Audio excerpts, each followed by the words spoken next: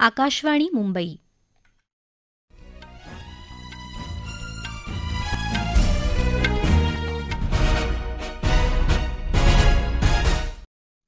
भक्ती सावंत राष्ट्रीय बातम्या देत आहे. ठळक बातम्या.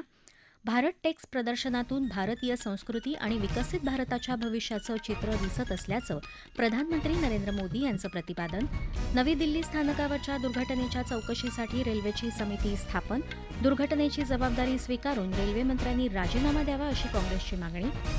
गेल्या पंधरवड्यात भारतीय भांडवल बाजारातून 21,272 कोटी रुपयांची परदेशी गुंतवणूक माघारी.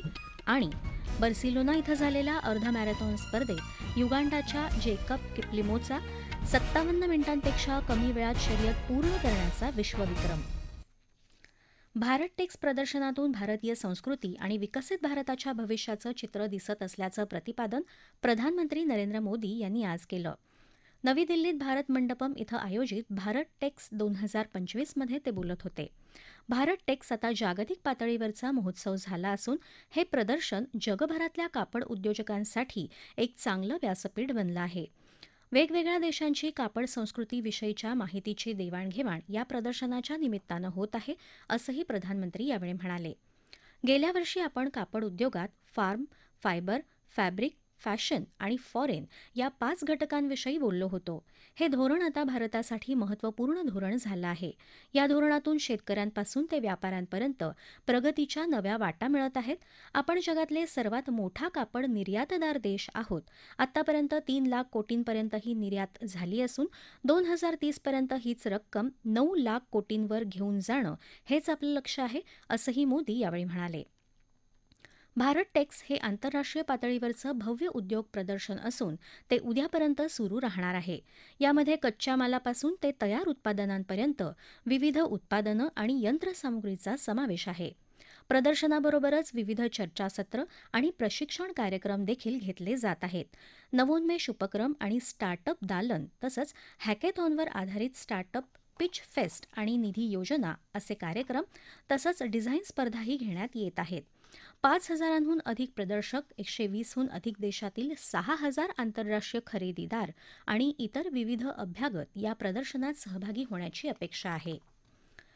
नवी दिल्ली स्थानकावर काल रात्री चेंगराचेंगरी होऊन किमान 18 जणांचा मृत्यू झाल्याप्रकरणी चौकशी करण्यासाठी उत्तर रेल्वेचे मुख्य वाणिज्य व्यवस्थापक नरसिंह देव आणि मुख्य सुरक्षा आयुक्त पंकज गंगावार यांची समिती रेल्वेनं नेमली आहे. या समितीनं स्थानकावरचे सीसीटीव्ही फुटेज राखून ठेवायचे निर्देश दिले आहेत. प्रयागराजला जाणाऱ्या गाड्यांमध्ये चढण्यासाठी अचानक अलोट गर्दी झाली होती. फलाट क्रमांक 14 आणि 15वर उतरण्यासाठी असलेल्या पुलावरून उतरताना काही जण घसरले, त्यामुळे गर्दीतली माणसं एकमेकांवर कोसळल्यामुळे चेंगराचेंगरी झाल्याचं उत्तर रेल्वेच्या मुख्य जनसंपर्क अधिकाऱ्यांनी सांगितलं. मृतांच्या कुटुंबांना प्रत्येकी 10 लाख रुपयांची मदत जाहीर करण्यात आली आहे. नवी दिल्ली स्थानकावर परिस्थिती आता नियंत्रणात असल्याची माहिती रेल्वेमंत्री अश्विनी वैष्णव यांनी दिली. नवी दिल्ली स्थानकावरची गर्दी कमी करण्यासाठी दिल्लीहून प्रयागराजला जाण्यासाठी तात्काळ 4 गाड्या सोडल्या असल्याचंही त्यांनी सांगितलं. केंद्रीय गृहमंत्री अमित शहा यांनीही अश्विनी वैष्णव तसंच दिल्लीच्या नायब राज्यपालांशी चर्चा केली. जखमींना तात्काळ आवश्यक ती मदत पुरवण्याचे निर्देश त्यांनी दिले. राष्ट्रपती द्रौपदी मुर्मू यांनी या घटनेबद्दल तीव्र दुःख व्यक्त केलं आहे. दुर्घटनेत मरण पावलेल्यांच्या प्रियजनांचं त्यांनी सांत्वन केलं असून जखमी झालेल्यांना लवकर बरं वाटावं अशी कामना केली आहे. प्रधानमंत्री नरेंद्र मोदी यांनीही दुर्घटनेबद्दल तीव्र शोकभावना प्रकट केली आहे. नवी दिल्ली रेल्वे स्थानकावर झालेल्या दुर्घटनेची बातमी दुःखद आणि वेदनादायक आहे अशा शब्दात मुख्यमंत्री देवेंद्र फडणवीस यांनी दुःख व्यक्त केलं आहे. महाकुंभातून आणलेल्या गंगाजलाचा लाभ घेण्यासाठी नागपूरमध्ये आयोजित कार्यक्रमानंतर ते बातमीदारांशी बोलत होते.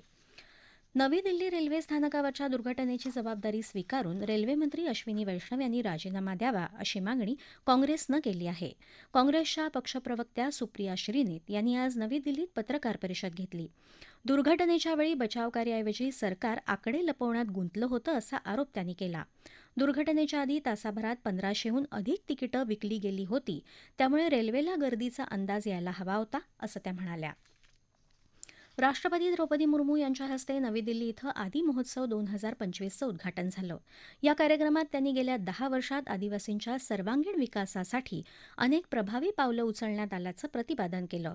आदिवासी लोकांच्या परंपरा आणि राहणीमान देशाची संस्कृती समृद्ध करतात असं त्या म्हणाल्या. यंदाच्या अर्थसंकल्पात आदिवासींसाठी आर्थिक तरतूद तिपटीनं वाढवल्याचं त्यांनी स्पष्ट केलं. हिंदू समाज हा अतिशय जबाबदार समुदाय असून हिंदू समाजानं एकत्र राहणं महत्त्वाचं असल्याचं मत राष्ट्रीय स्वयंसेवक संघाचे सरसंघचालक मोहन भागवत यांनी व्यक्त केलं. ते आज पश्चिम बंगालमध्ये वर्धमान जिल्ह्यातल्या कार्यक्रमाला संबोधित करत होते. या राष्ट्रीय बातम्या आकाशवाणीच्या मुंबई केंद्रावरून देत आहोत. आकाशवाणी मुंबईची सर्व बातमीपत्र www.newsonair.gov.in या आमच्या संकेतस्थळावर ऐकू शकता.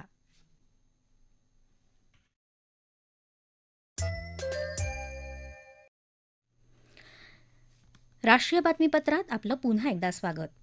भारतीय भांडवली बाजारामधून परदेशी गुंतवणूकदारांनी फेब्रुवारीच्या पहिल्या पंधरवड्यात 21,272 कोटी रुपयांची गुंतवणूक काढून घेतली आहे. जानेवारीत एकंदर 78,027 कोटी रुपयांची परदेशी गुंतवणूक झाली होती. अमेरिकेचे अध्यक्ष डोनाल्ड ट्रम्प यांनी इतर देशांमधून आयात मालावर अतिरिक्त शुल्क आकारण्याची घोषणा केल्यानंतर परदेशी गुंतवणूकदार संस्थांनी सावध पवित्रा घेतला असावा असं बाजार वर्तुळातल्या तज्ज्ञांचं मत आहे. बार्सिलोना इथं झालेल्या अर्ध मॅरेथॉन स्पर्धेत युगांडाच्या जेकब किप्लिमो या खेळाडूनं 57 मिनिटांपेक्षा कमी वेळात शर्यत पूर्ण करत एक विश्वविक्रम प्रस्थापित केला आहे. त्याने 56 मिनिटं 42 सेकंदात ही शर्यत पूर्ण केली. त्याने इथिओपियाच्या योमिफ केजेल याचा केलेला 57 मिनिटं 30 सेकंदांचा जुना विक्रम मोडला आहे. महिलांच्या प्रीमियर लीग क्रिकेट स्पर्धेत आज बडोद्यात कोटंबी इथं यूपी वॉरियर्स आणि गुजरात जायंट्स यांच्यात सामना सुरू आहे. गुजरात जायंट्सनं नाणेफेक जिंकून प्रथम क्षेत्ररक्षण करण्याचा निर्णय घेतला आहे. शेवटची बातमी हाती आली तेव्हा यूपी वॉरियर्सच्या 8 षटकात 2 बाद 55 धावा झाल्या होत्या. गुजरातमध्ये आज स्थानिक स्वराज्य संस्थांच्या निवडणुकांसाठी मतदान झालं. राज्य निवडणूक आयोगानं जाहीर केलेल्या आकडेवारीनुसार स्थानिक स्वराज्य संस्थांच्या निवडणुकीत एकूण 5,084 उमेदवार लढत आहेत. त्यापैकी आज 2,008 जागांसाठी मतदान झालं. याखेरीज 170 जागा आधीच बिनविरोध घोषित करण्यात आल्या आहेत. आज सर्वत्र शांततेत मतदान झालं. मतदारांची गैरसोय होऊ नये यासाठी निवडणूक आयोगानं मतदान केंद्रांवर विशेष व्यवस्था देखील केली होती. दिल्ली पोलीस विभागाचा 78वा स्थापना दिन म्हणजेच रायझिंग डे आज उत्साहात पार पडला. केंद्रीय गृहराज्यमंत्री नित्यानंद राय या सोहळ्याला प्रमुख अतिथी म्हणून उपस्थित होते. दिल्ली पोलीस आयुक्त संजय अरोरा यांच्या उपस्थितीत पोलिसांनी राय यांना मानवंदना दिली. देशातील सर्वोत्तम पोलीस दलात दिल्ली पोलिसांचा समावेश होतो असं राय यांनी यावेळी सांगितलं. G20 शिखर परिषद तसंच कोविड महामारीच्या काळात दिल्ली पोलिसांनी बजावलेल्या कामगिरीबद्दल त्यांनी प्रशंसा केली. महिलांनी पुढाकार घेतला तर एखादी सहकारी बँक यशाच्या शिखरावर पोहोचते असं मुख्यमंत्री देवेंद्र फडणवीस यांनी म्हटलं आहे. ते आज चंद्रपूर जिल्ह्यातल्या सन्मित्र महिला नागरी सहकारी बँकेच्या रौप्य महोत्सवी वर्धापन दिन सोहळ्यात बोलत होते. महिलांना अर्थकारण चांगलं कळतं असं ते म्हणाले. आपण बघतो की आपल्याजवळ असलेल्या पैशांमध्ये आपल्या गरजा भागवून त्यातनं बचत करायची आणि त्यातनं सणासुदीला किंवा घरच्या कार्याकरता पैसा उभा करायचा अशा प्रकारचं काम आपल्या घरी महिला करतात. हेच काम मोठ्या प्रमाणात केलं तर ती बँक होते आणि हेच काम त्याही मोठ्या प्रमाणात केलं तर ती राज्याची किंवा देशाची अर्थव्यवस्था असते. चंद्रपूर जिल्ह्याचे संपर्कमंत्री अशोक उईकेही या कार्यक्रमाला उपस्थित होते. पूर्व मालीमध्ये सोन्याची खाण कोसळून झालेल्या अपघातात 48 जणांचा मृत्यू झाला असून अनेक जण जखमी झाले आहेत. स्थानिक अधिकाऱ्यांनी दिलेल्या माहितीनुसार काल डाबिया कम्यूनमधल्या बिलाली कोटो इथं हा अपघात झाला. चीनी नागरिकांनी चालवलेली ही खाण कायदेशीर आहे की नाही याचा तपास अधिकारी करत आहेत. आणि आता शेवटी ठळक बातम्या पुन्हा एकदा. भारत टेक्स प्रदर्शनातून भारतीय संस्कृती आणि विकसित भारताच्या भविष्याचं चित्र दिसत असल्याचं प्रधानमंत्री नरेंद्र मोदी यांचं प्रतिपादन. नवी दिल्ली स्थानकावरच्या दुर्घटनेच्या चौकशीसाठी रेल्वेची समिती स्थापन. दुर्घटनेची जबाबदारी स्वीकारून रेल्वेमंत्र्यांनी राजीनामा द्यावा अशी काँग्रेसची मागणी.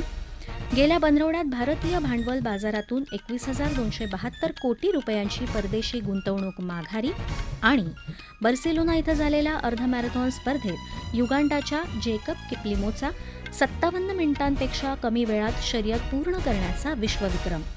याबरोबरच आकाशवाणी मुंबई केंद्रावरचं हे राष्ट्रीय बातमीपत्र संपलं. नमस्कार.